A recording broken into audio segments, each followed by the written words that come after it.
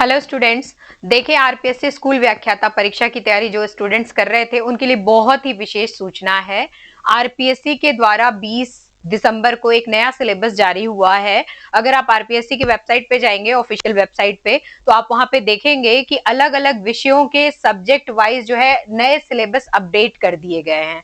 तो आप अपने सब्जेक्ट के अनुसार वहां से उस अपडेटेड सिलेबस को डाउनलोड कर सकते हैं और उन सिलेबस के अनुसार तैयारी को आरंभ कर सकते हैं। मैं आपको बता दूं, सिलेबस में कुछ बदलाव हुए हैं और वो बदलाव किस पार्ट, किस यूनिट के अंतर्गत हुए हैं, किस भाग के अंतर्गत हुए हैं, तो एक बार हम लोग देखने की कोशिश करेंगे। आप अगर आरपीएससी की वेबसाइट को खोलते हैं, ठीक है, मैं अगर राजस्थान लोक सेवा आयोग की वेबसाइट पे जाती हूँ, rpsc.gov.in पे जाती हूँ, तो जब हम सिलेबस वाले भाग में जाते हैं, सिलेबस का सेक्शन आपको पता है कि आता है, सिलेबस वाले भाग में जाते हैं तो आरपीएससी हमसे पूछता है कि हमें सिलेबस जो है किस एग्जाम के लिए चाहिए। तो यहाँ पे अगर मैं एग्जामिनेशन ईयर को डालती हूँ तो 2024 की चूंकि वैकेंसी अपनी आरपीएससी की है स्कूल व्याख्याता की, तो 2024-25 डालिए आप। 24 डालने पे जो है ये ले लेगा। 2024 में हमें देखना है स्कूल लेक्चरर सिलेबस। जी हाँ, याद रखिएगा, स्कूल लेक्चरर सिलेबस जैसे ही आप सिलेक्ट करते हैं,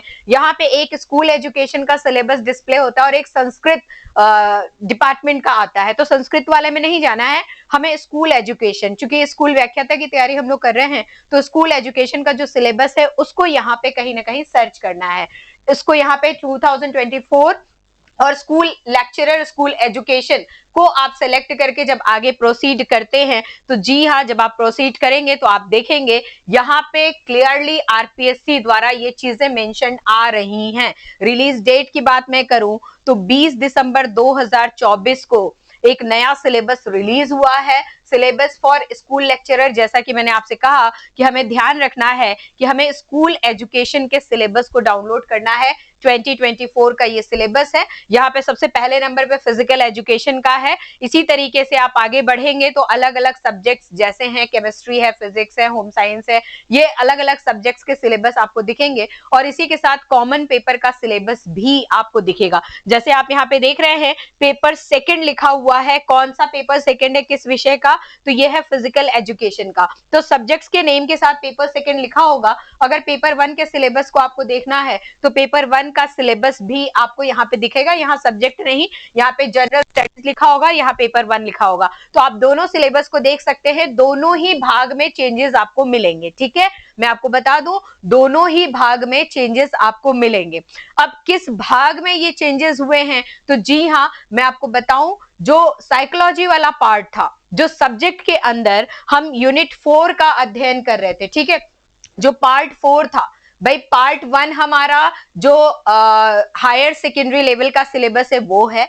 पार्ट सेकंड में जाते हैं तो जो स्नातक स्तर का सिलेबस है, पाठ्यक्रम है, वो है। जब हम पार्ट 3 में आते हैं तो पार्ट 3 हमारा स्नातकोत्तर स्तर यानी पीजी लेवल के कंटेंट का है। जब पार्ट 4 में आते हैं तो देखिए, जो पार्ट 4 पहले वाला सिलेबस था वो कहीं ना कहीं साइकोलॉजी से रिलेटेड था, जिसमें हम एडोलेसेंट से रिलेटेड, लर्नर्स से रिलेटेड उनके कैरेक्टरिस्टिक्स को पढ़ रहे थे, टीचिंग लर्निंग प्रोसेस का अध्ययन कर रहे थे, किशोरावस्था की कुछ समस्याएं हैं उनको देखने की कोशिश कर रहे थे, किशोरावस्था के दौरान होने वाले विकासात्मक क्रियाओं की बात कर रहे थे। तो अर्लियर जो है ये सारे कंटेंट आपके इस पार्ट के अंतर्गत, यानी कि जो सब्जेक्ट का पार्ट 4 है इसके अंतर्गत था।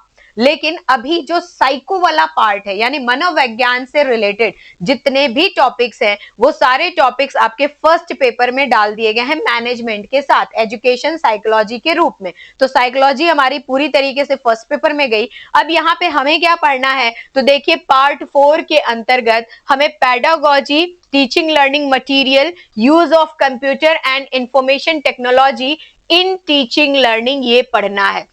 तो मोटी मोटा जो सिलेबस अभी पैटर्न चेंज के अकॉर्डिंग जो सिलेबस आया है, मोटी मोटा इसमें 2 टॉपिक समाहित किया गया है। कौन कौन सा टॉपिक है? देखिए, फर्स्ट जो टॉपिक है ये है pedagogy and teaching learning material which is instructional strategies for adolescent learner. ठीक है, अब इसके अंतर्गत communication skills and it's uses की बात की गई है।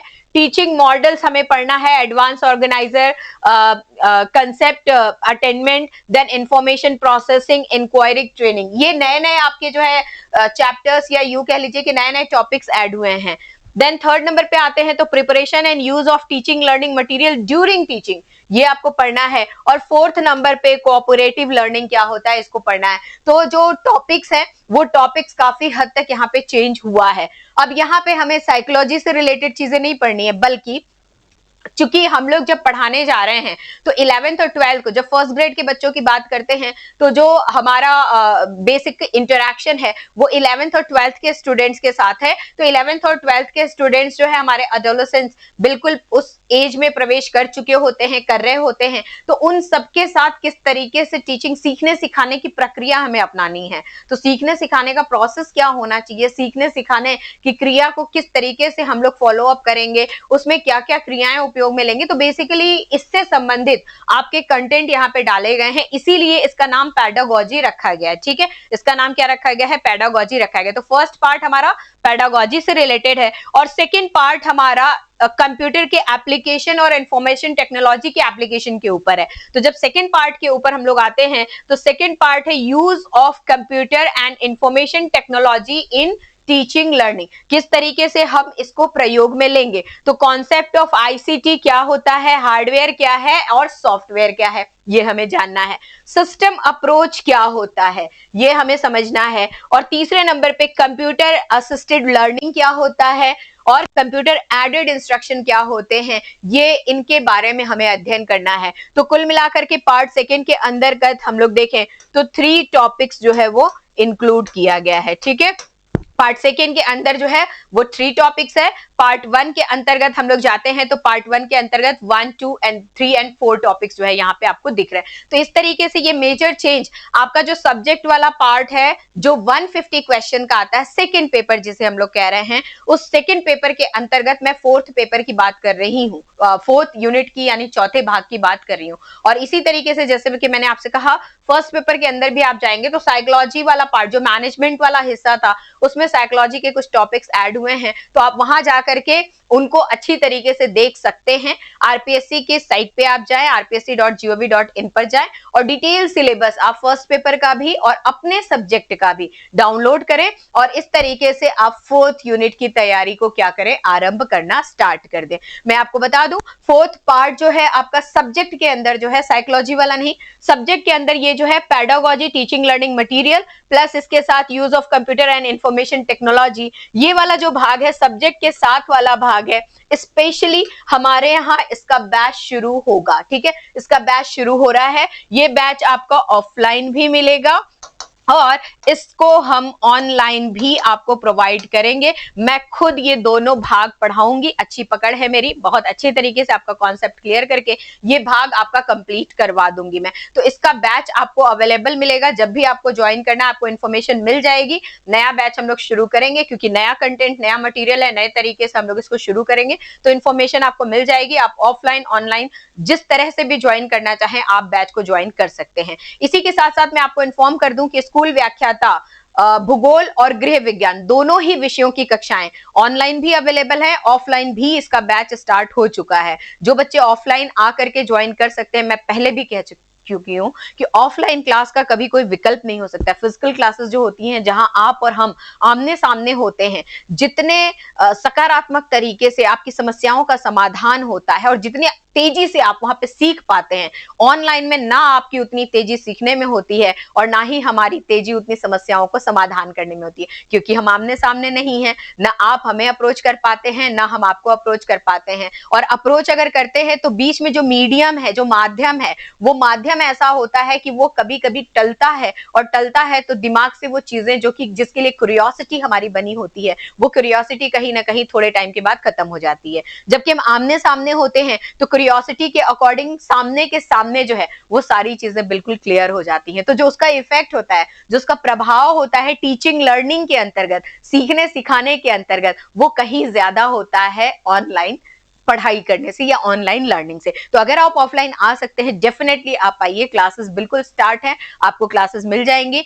भूगोल, होम साइंस, ये दोनों की क्लासेस आरंभ है, दोनों की क्लासेस आपको मिल जाएंगी। इसके साथ ही साथ मैंने आपको कहा कि यूनिट 4 का भी क्लास आरंभ होने वाला है, बैच आरंभ होने वाला है, सूचना आपको मिल जाएगी, बैच शीघ्र ही आरंभ होने वाला है। और एक जरूरी सूचना मैं आपको और दे दूं, अस्तित्व एप्लीकेशन जो, अच्छा मैं आपको एक चीज बता दूं, जो ये वाला भाग है, फोर्थ वाला भाग है हमारा, ये चेंज हुआ है, लेकिन जो परीक्षा का पैटर्न है उस पैटर्न में किसी तरह के चेंजेस नहीं हुए। That means for the competitive exams for the post of school lecturer maximum marks जो है अभी भी आपके 300 ही रहेंगे।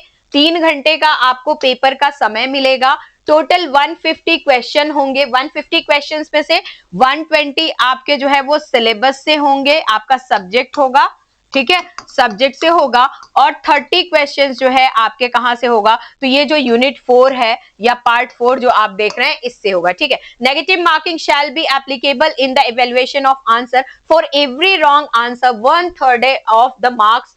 यहाँ पे जो है क्या होगा, आपका डिडक्ट होगा, ठीक है। 1/3 मार्क्स जो है आपके जाने वाले हैं अगर आप गलत अटेम्प्ट कर रहे हैं। Paper shall include following subjects: knowledge of subject concern senior secondary level, जो कि पार्ट 1 हम लोग देख रहे हैं, knowledge subject concern graduation level, knowledge subject concern post graduation level, और जो अभी हम लोगों ने देखा part 4 that is pedagogy, teaching learning material, use of computers and information technology in learning.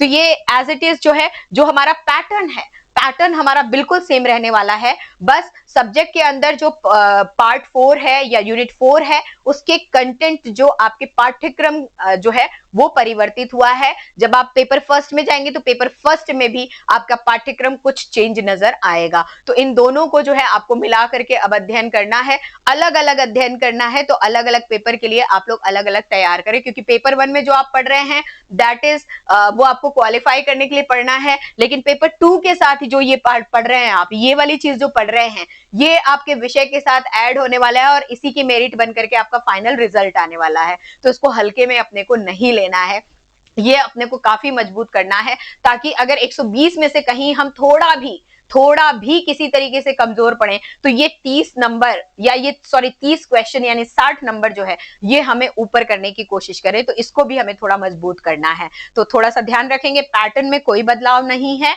केवल पाठ्यक्रम में कुछ कंटेंट में चेंजेस हुए हैं। इन चेंजेस को आप बिल्कुल अपडेट आज ही अपने आप को कर लीजिए इससे रिलेटेड।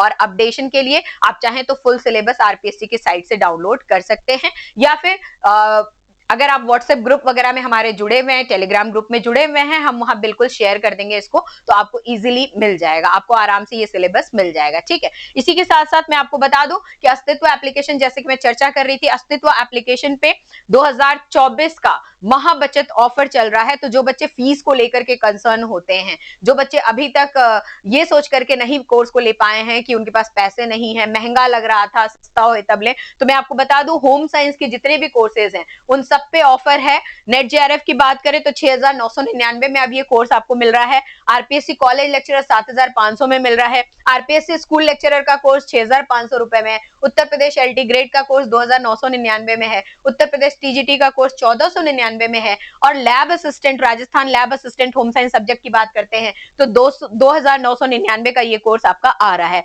इसी तरीके से जब भूगोल विषय के अंतर्गत जाते हैं तो इस पे भी महाबचत ऑफर आपका चल रहा है। नेट जेआरएफ की बात करें तो भूगोल विषय से जो बच्चे नेट जेआरएफ की तैयारी कर रहे हैं उनकी फीस जो है 3700 रुपए है। आरपीएससी कॉलेज लेक्चरर की 6500 रुपए है। आरपीएससी स्कूल व्याख्याता की 3500 रुपए है। उत्तर प्रदेश टीजीटी पीजीटी की अगर कोई बच्चा तैयारी कर रहा है तो 1299 रुपए फीस है। उत्तर प्रदेश असिस्टेंट प्रोफेसर की तैयारी कर रहे हैं तो 5500 रुपए फीस है। और हरियाणा असिस्टेंट प्रोफेसर की तैयारी कर रहे हैं तो 6,000 रुपए फीस है। तो इस तरीके से ये जो महाबचत है 2024 का काफी कह सकते हैं आपकी ये महाबचत ऑफर ही है। तो अगर ऑफर का लाभ लेना है तो जरूर आप लाभ लीजिए, क्योंकि ये जो ऑफर है ये ऑफर 25 दिसंबर तक कंटिन्यू रहने वाला है। तो आप चूकिए मत, जिनको लेना है, जिनको कोर्स परचेज करना है, अगर आप फीस को लेकर के कंसर्न है तो बिल्कुल ये सही मौका है। सही मौके की तलाश आपके पास होनी चाहिए। ऑनलाइन अगर जुड़ना है तो बिल्कुल आप लीजिए, और ऑफलाइन अगर आना है तो बिल्कुल संस्थान पे आइए। संस्थान पे आपका स्वागत है। अस्तित्व संस्थान आपको हार्दिक वेलकम प्रस्तुत करता है। इसी के साथ साथ जरूर आप, जैसा कि मैंने आपसे कहा